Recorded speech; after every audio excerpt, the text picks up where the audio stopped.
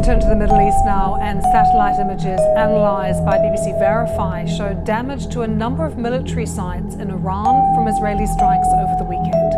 They include strikes on sites experts say were used for missile production and air defence, including one previously linked to Iran's nuclear programme. Here's Verify's Nick Eardley.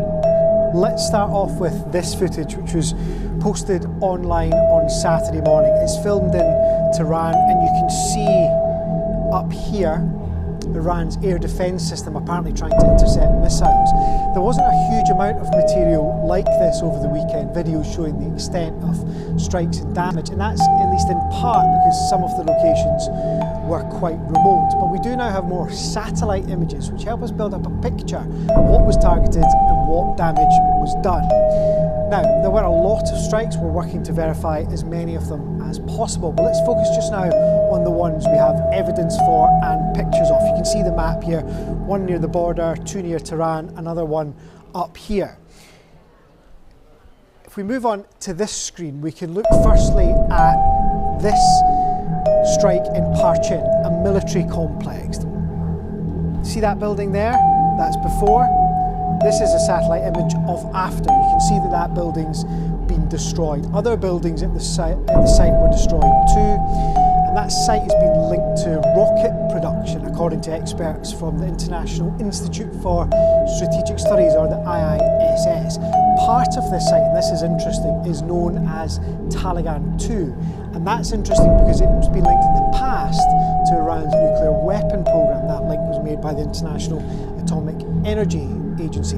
Let me show you another before and after picture. This one is from Khojiir. Have a look at these buildings that we've circled down here. This is what they looked like before Saturday's strike. Afterwards, you can see the damage done. They're both gone. Now, analysts from the IISS say this area is known for having a high concentration of infrastructure related to ballistic missiles. A final one to show you. A third before and after picture. I should say this one is much lower resolution. This is Sharud. It's a wee bit harder to see, but if you focus on this building here that's been circled, if we go like that, it's gone. Again, the damage is clear. This area is significant because it's been linked to long-range missile technology.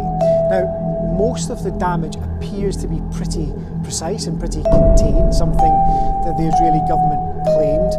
There are a lot of other sites likely to have been targeted. BBC Verify has been spending time looking for them. There is, for example, some damage around oil refineries we're looking at. But from these sites which we've identified so far, it looks like from these four sites the damage is to military sites. Remember, there was some pressure from the White House on Israel to contain its strikes to avoid hitting non-military infrastructure. The evidence suggests from these four sites that that pressure may have worked.